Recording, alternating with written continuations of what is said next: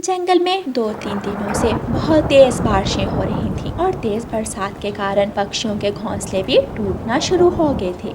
एक रात रानू चिड़िया के घर की छत से बारिश का पानी टपकने लगता है। रानू अपने बच्चों के साथ गहरी नींद सोई हुई थी। बारिश का पानी रानू चिड़िया के चेहरे पर पड़ता है तो उसकी आँख खुल जाती है। हमारी छत टपकना शुरू हो गई। ये छत अभी कल ही तो मैंने पक्की की थी, लेकिन क्या कर सकते हैं, जितनी बारिशें हो रही हैं इससे तो मेरा सारा घर टूटने का भी खतरा है। बच्चों के चेहरों पर जब बारिश का पानी गिरता है तो वो भी उठ जाते हैं। मम्मा, यहाँ बारिश का पानी आ रहा है, इस तरह तो हम डूब जाएंगे। नहीं कुकू बेटा, हम अपने घर को बचाएंगे। जाओ कुकू और गुड़िया दूसरे कमरे से बाल्टियाँ लेकर आओ। कुकू और गुड़िया जाते हैं और बाल्टियाँ ले आते हैं। आहिस्ता आहिस्ता बारिश का पानी पूरे घर में जमा होने लग जाता है। रानू चिड़िया पानी से बाल्टी भरती है और कुकू और गुड़िया को पकड़ा देती है। फिर वो दोनों बहन भाई बाल्टी का पानी बाहर गिरा आते। वो काफी देर तक ऐसा करते हैं,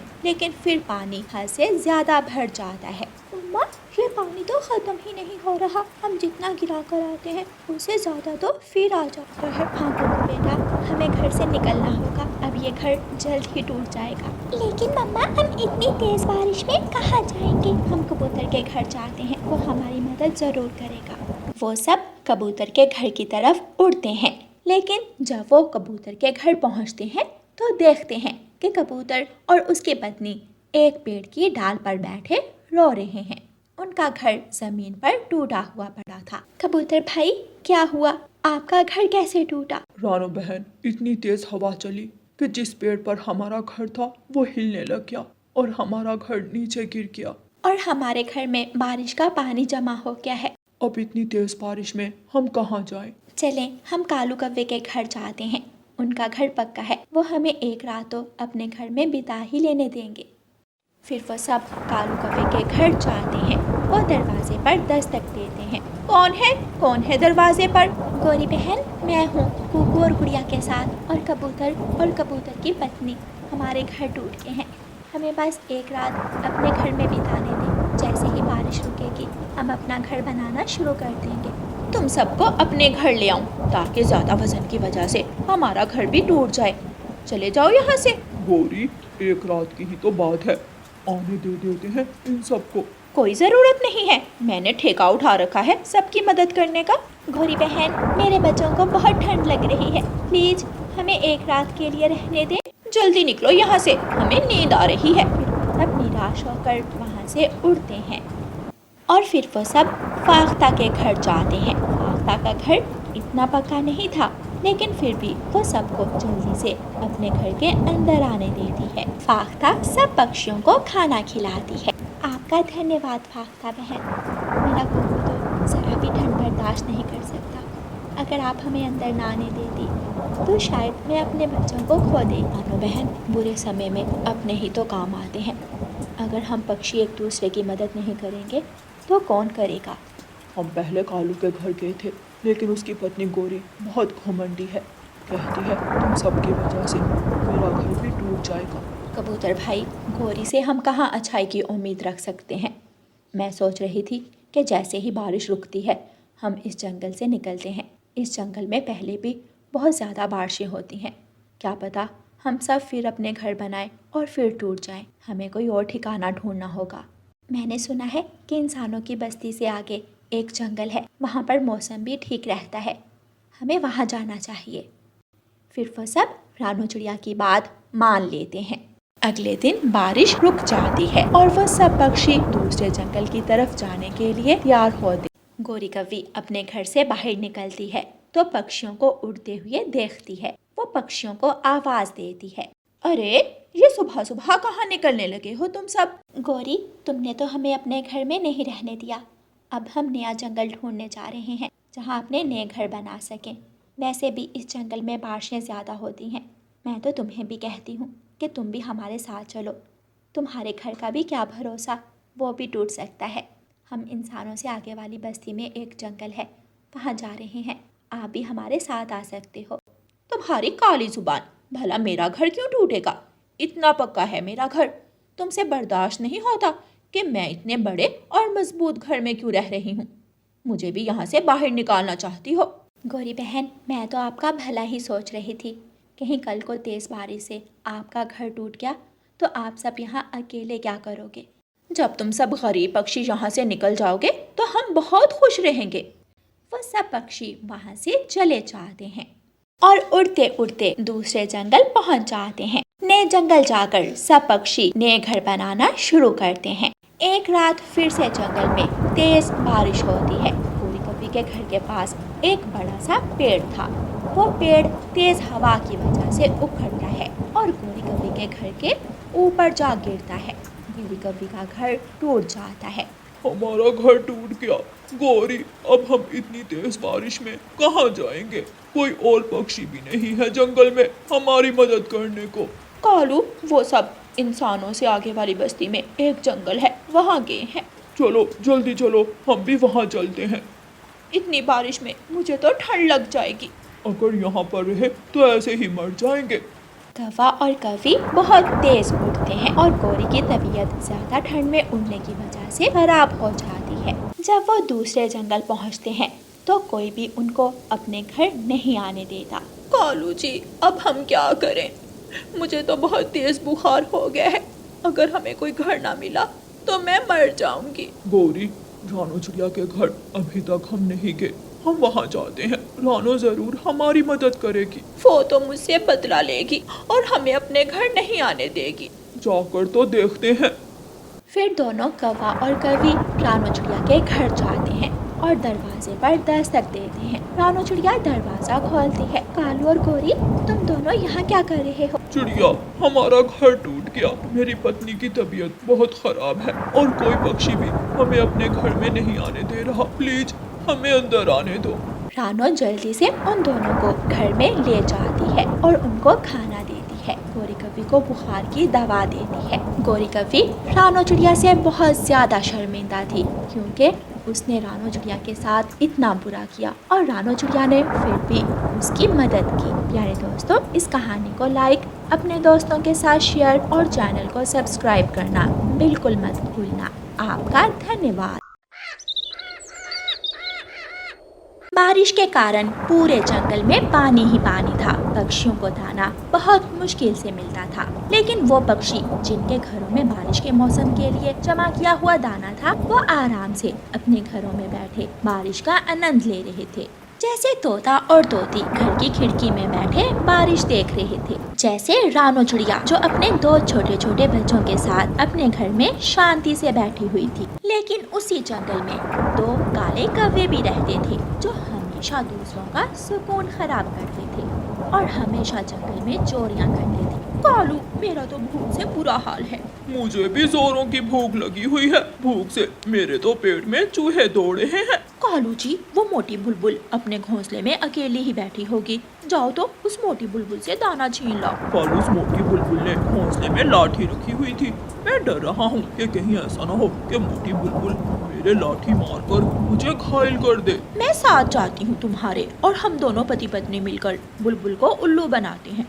भूख के सताए हुए कौवा और कवि अपने घर से निकलते हैं।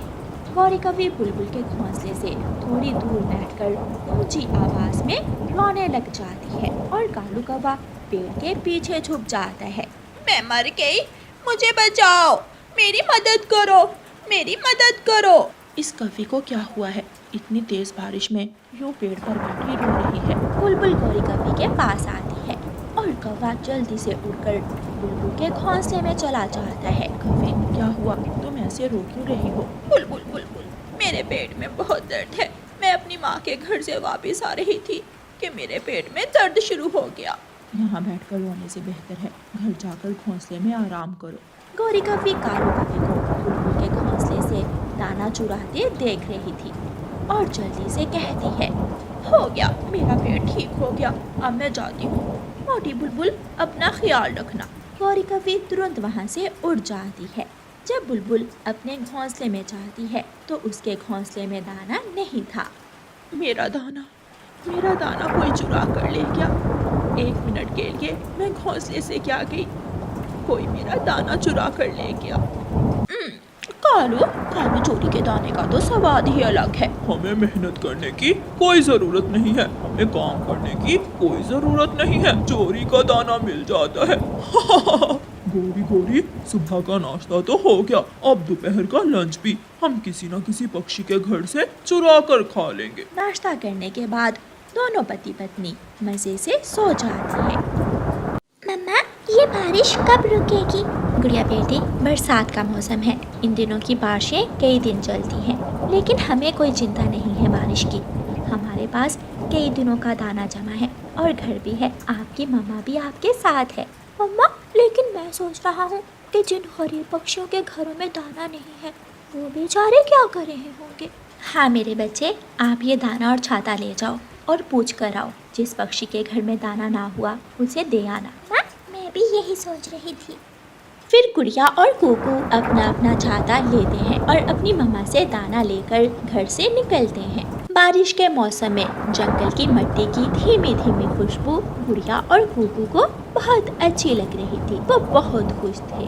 कबूतर अंकल, क्या आपके पास दाना है? हाँ बच्चों, मेरे पास तो दाना है, लेकिन बुलबुल भूखी है, आप बुलबुल को दाना दे आओ, वो भूखी है बेचारा। गुड़िया और कुकू उड़ते हैं और बुलबुल के पास जाते हैं।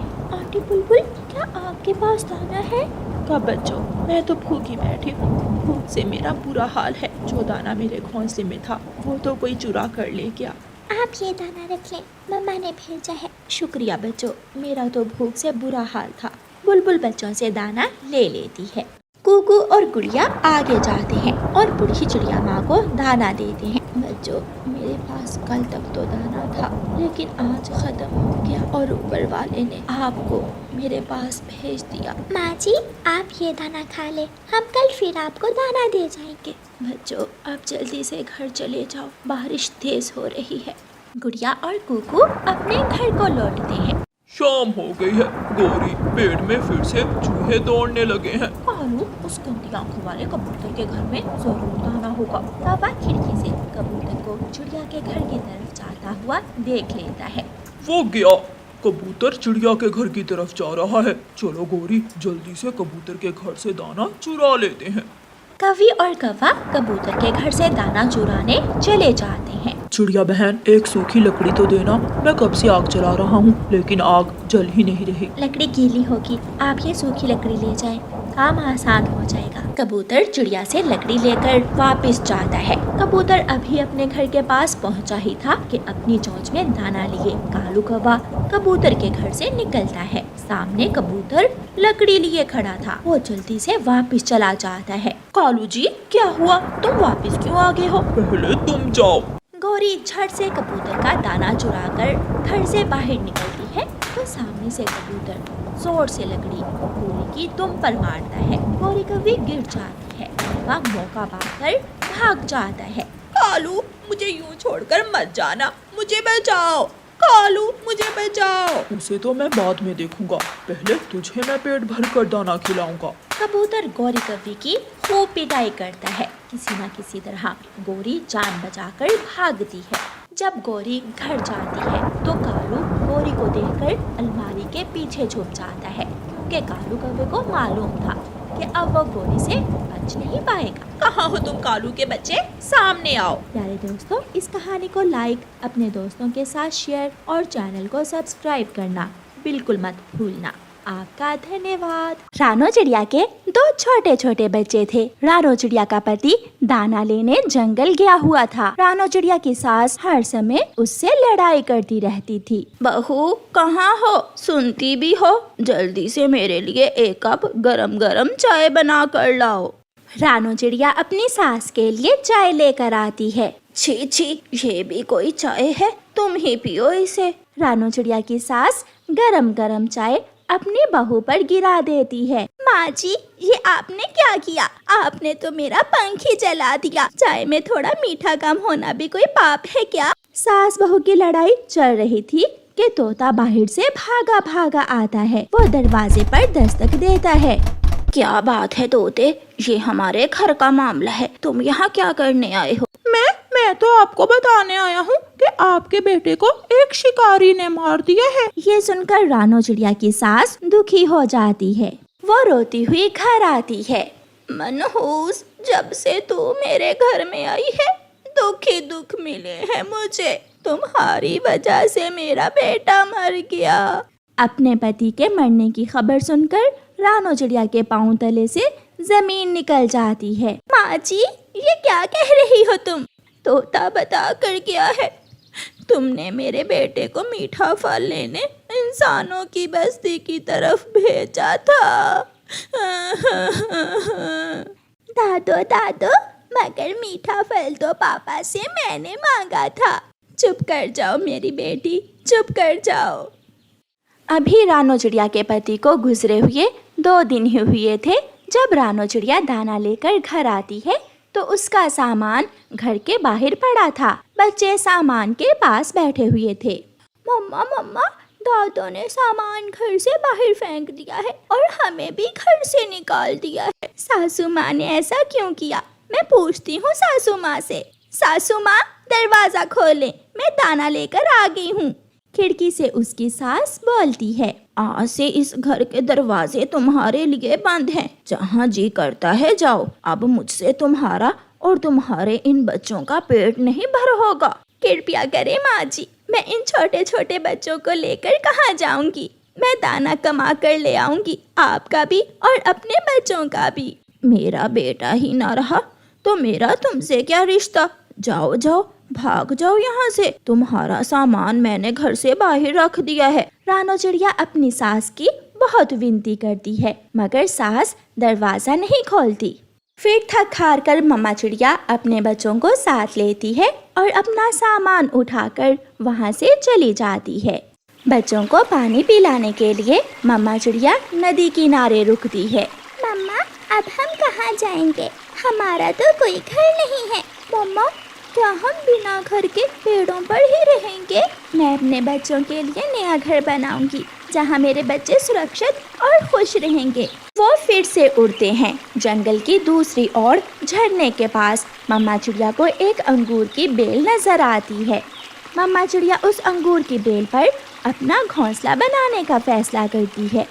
बच्चों, मैं घोंसला बनाने के लिए तिनके जमा करती हूँ, तब तक आप इस बेल से अंगूर तोड़कर खा लो। मम्मा चिड़िया तिनके लेने चली जाती है। बच्चों, क्या तुम मुझसे दोस्ती करोगे?